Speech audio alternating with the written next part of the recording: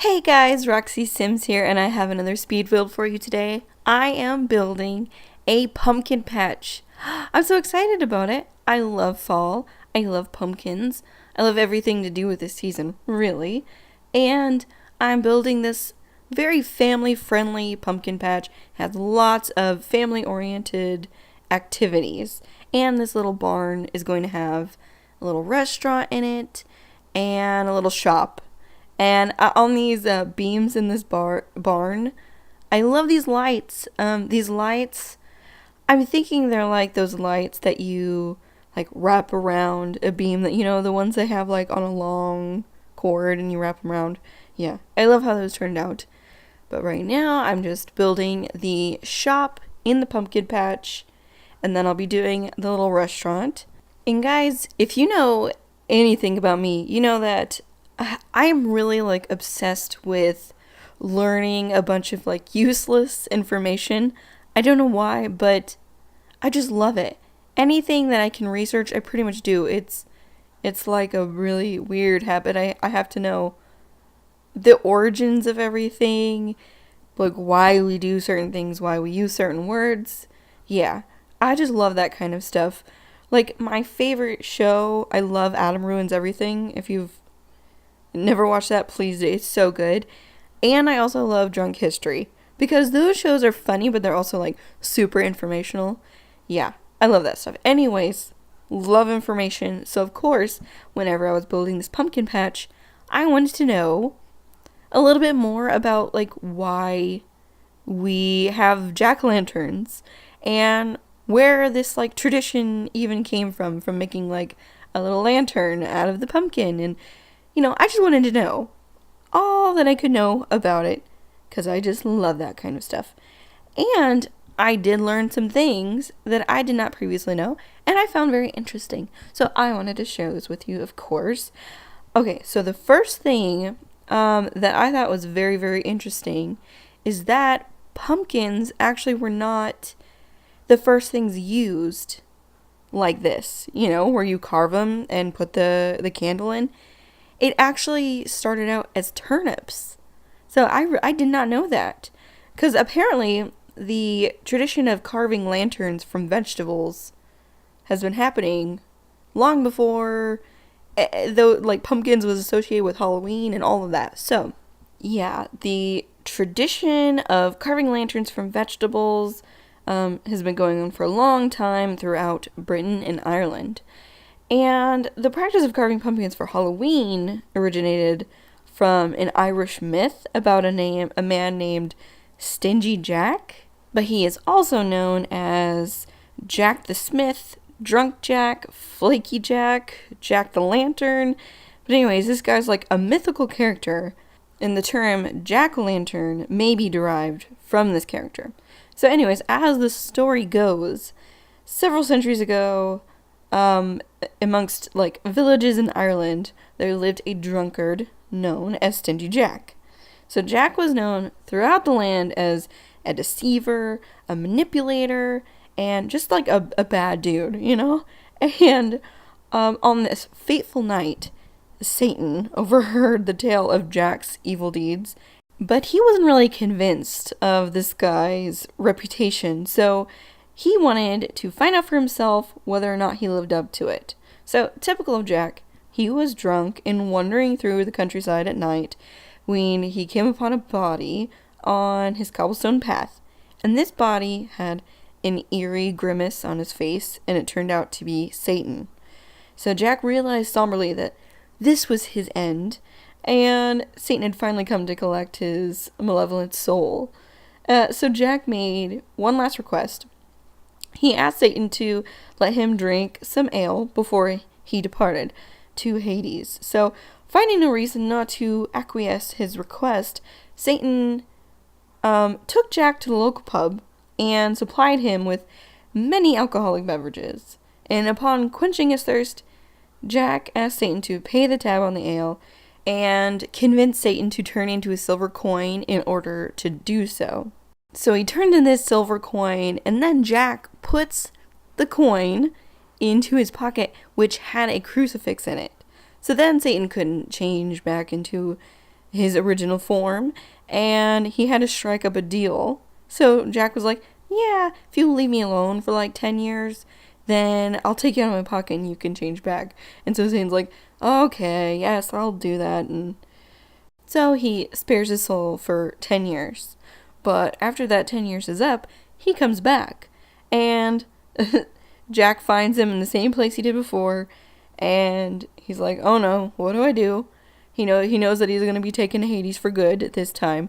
And so he comes up with another plan. He's like, man, I am just really, really hungry. Can you please go up that apple tree and get me an apple so I can have one last apple, while I'm still alive? And Satan foolishly agrees to his request. So he climbs up the branches of a nearby apple tree, and then Jack surrounds the base of the tree with crucifixes. So Satan is frustrated at the fact that he's been entrapped again and demands his release.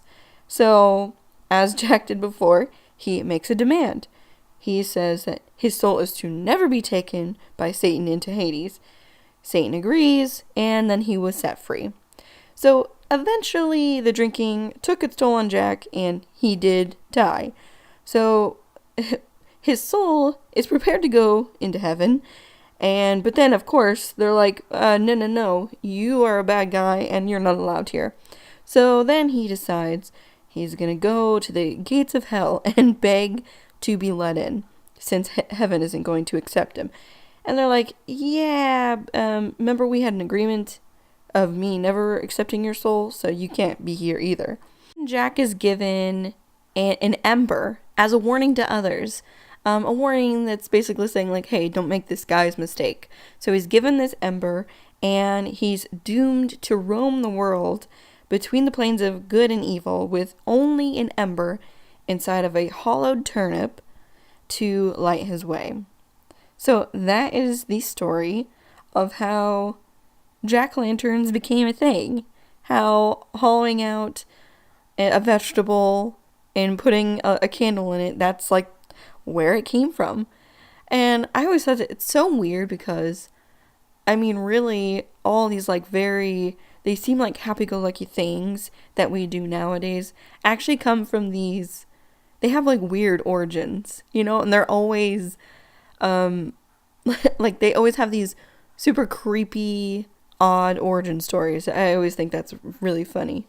But yeah, like I was saying, turnips were the things they normally carved and put a candle in, but when people started immigrating to North America, that is when they started to use pumpkins. One, because pumpkins were much larger, so that means that they were easier to carve than a turnip, but also because pumpkins are native to North America, so they were readily available, so that's why they started to use pumpkins. But really, in the United States, pumpkins, like a carved pumpkin, wasn't even associated with Halloween to begin with. It was more associated with the harvest season in general. And so that happened long before it became an emblem of Halloween. Nowadays, people also use pumpkins for this thing called chunking, I guess it's called. So it's a competitive activity where you will build a device that is meant to launch a pumpkin as far as it will go. So like a catapult or like an air cannon or something. And even some pumpkin chunkers breed and grow special pumpkins made to last, made to survive being thrown really far. It's just so funny. And also, of course, they all, people have the pumpkin festivals and competitions where they all try to grow giant pumpkins. And I found the record for the world's heaviest pumpkin. It is 2,624 pounds. So yeah, I did size up some of the pumpkins that I'm getting ready to put in the pumpkin field. I did size them up pretty big because I thought, I don't know, maybe this farmer is in some pumpkin growing competitions himself. Something I found that was particularly hilarious, is I was reading real deal history on pumpkins, and when I was doing this research, and the article even talked about Starbucks. It says that Starbucks, um, they created the pumpkin spice latte and introduced it in 2003. And it says, this has led to a notable trend in pumpkin spice flavored food products in North America. No. I don't know what they're talking about. It's pumpkin spice mania, which I'm like that too. I love pumpkin spice. Anything. Oh, it's so good. Oh, guys, I love this little area. This is for your typical pumpkin patch Simstagram moment, because everyone, if you're visiting a pumpkin patch, you got to take some good selfies and get some really pretty little pictures for Instagram. So that's what this is. I'm pretty sure that pumpkin pie is my favorite pie of all time. I love it. It's so, so good. One time I actually went through the trouble of actually buying a whole pumpkin and making the pie out of a whole pumpkin. You have to buy this like special kind of pumpkin because normally in America, if you're buying a pumpkin, it's one of these kinds of pumpkins that are made for carving and they're not made for eating. Apparently they don't have a lot of flavor, so you have to buy a special pumpkin that's specially bred for eating. So I went through all the trouble. I baked the pumpkin and I scooped it all out and I put it in the food processor to get out all the lumps and then the stringy bits, and then made a pumpkin pie out of it. And I felt really accomplished. But then I ate the pumpkin pie, and it turns out that canned pumpkin pie and fresh pumpkin pie, it really makes no difference at all.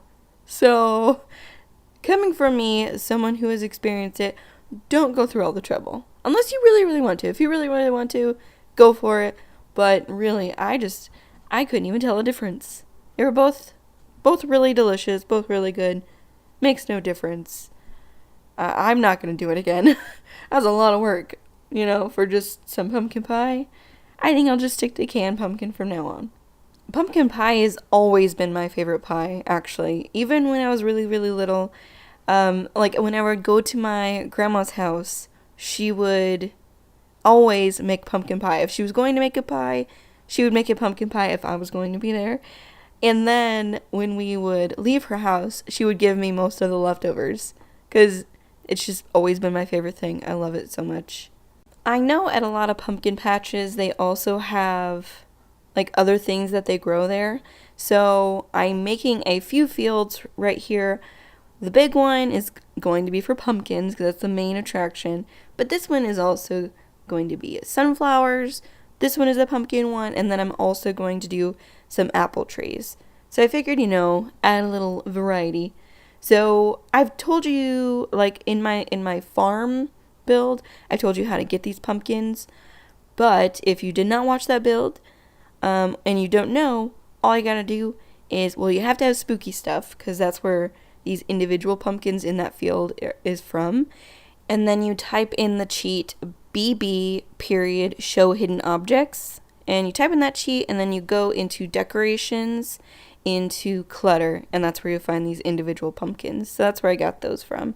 And these apples, also with that cheat, if you go type in debug into the search bar, then you will find these individual apples. So yeah, guys, this is going to be up on the gallery. I haven't used any custom content, so you won't have anything to download. And guys, this is about it. I really, really hope that you like this build. I've had a lot of fun making it. If it's anything farm related, I'm in. So guys, I hope you've enjoyed it. If you do, please give it a thumbs up and subscribe. And I will talk to you all soon. Bye, everybody.